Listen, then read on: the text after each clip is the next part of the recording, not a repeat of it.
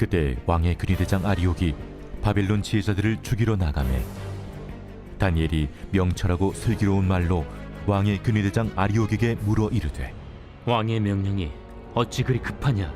아리옥이 그 일을 다니엘에게 알림해 다니엘이 들어가서 왕께 구하기를 시간을 주시면 왕에게 그 해석을 알려드리리이다 하니라.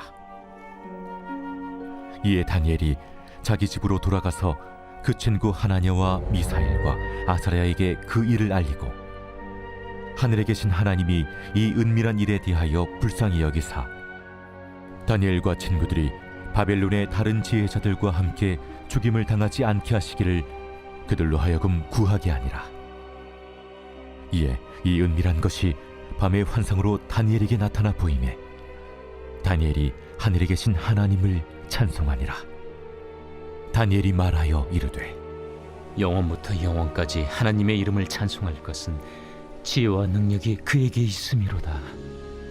그는 때와 계절을 바꾸시며 왕들을 패하시고 왕들을 세우시며 지혜자에게 지혜를 주시고 청명한 자에게 지식을 주시는도다. 그는 깊고 은밀한 일을 나타내시고 어두운 데에 있는 것을 아시며 또 빛이 그와 함께 있도다. 나의 조상들의 하나님이여, 주께서 이제 내게 지혜와 능력을 주시고 우리가 주께 구한 것을 내게 알게 하셨사오니 내가 주께 감사하고 주를 찬양하나이다.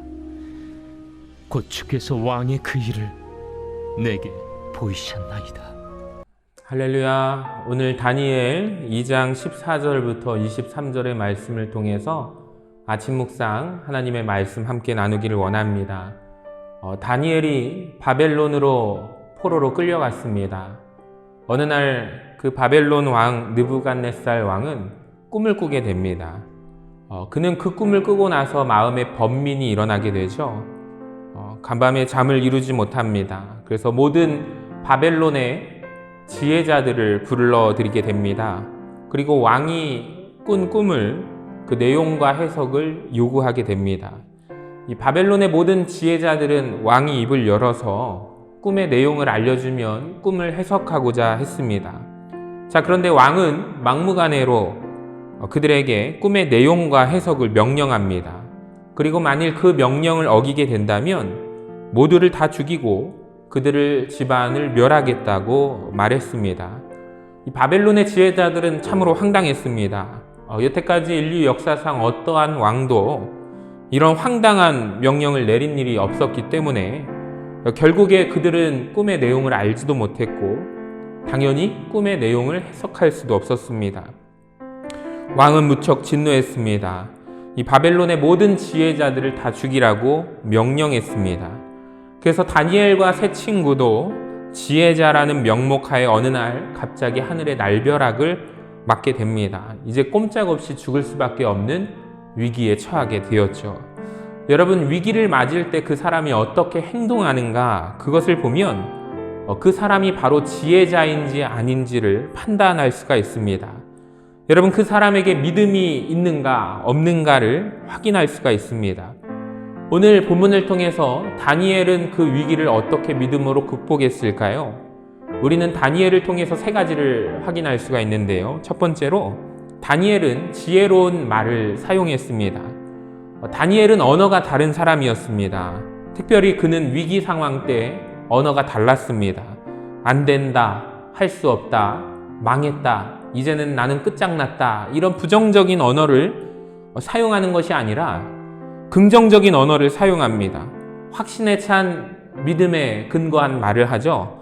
해보겠습니다. 할 수 있습니다. 다시 도전하겠습니다.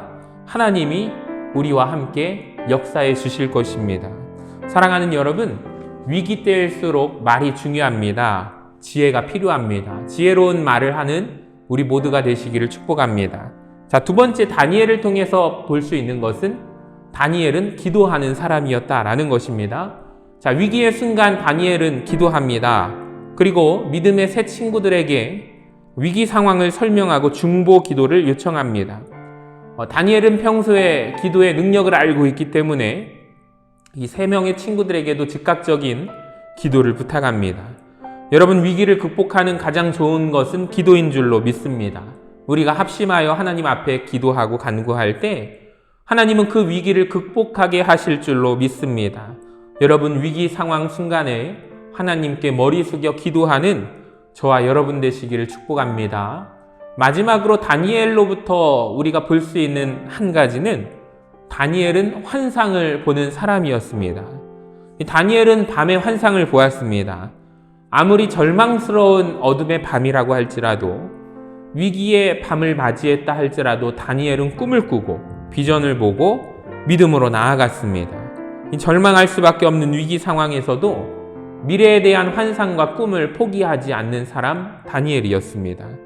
여러분, 믿음의 눈으로 다른 사람이 볼 수 없는 것을 우리는 바라보아야 할 줄로 믿습니다. 저는 비행기를 타면서 참으로 독특한 경험을 했는데요. 먹구름이 가득하고 비가 오고 눈이 오는 상황이었지만 비행기가 그 먹구름을 뚫고 올라가니 여러분, 그 위 너머로 밝은 태양이 비추더라라는 것을 깨닫게 되었습니다. 여러분, 우리는 마찬가지로 먹구름 속에서도 있다 할지라도 그 위에 너머에 태양빛을 찬란하게 빛나는 모습을 보아야 하고요. 사망의 음침한 골짜기에 있다 할지라도 여러분, 그 너머에 펼쳐지는 넓고 푸른 초원을, 여러분, 칠흑같이 어두운 밤에서도 동터오는 새벽을 우리가 믿음의 눈으로 그 너머를 바라볼 수 있어야 할 줄로 믿습니다. 믿음은 바라는 것들의 실상이고 보지 못하는 것들의 증거이기 때문에 여러분, 어두운 환경이 위기가 아니라 꿈을 꾸지 못하는 것이 인생의 위기가 아닐까요? 하나님은 꿈꾸는 자와 함께 하심을 믿으시기를 바랍니다.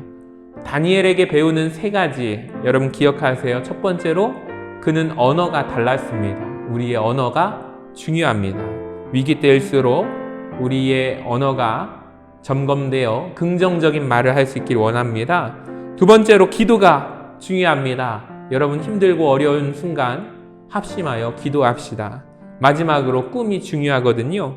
위기 때일수록 포기하지 말고 꿈과 여러분 비전을 품고 끊임없이 도전하는 사람, 오늘도 축복된 하루, 다니엘을 통하여 배우는 세 가지의 태도의 자세를 우리가 바라볼 수 있는 저와 여러분 되시기를 주님의 이름으로 간절히 축복합니다.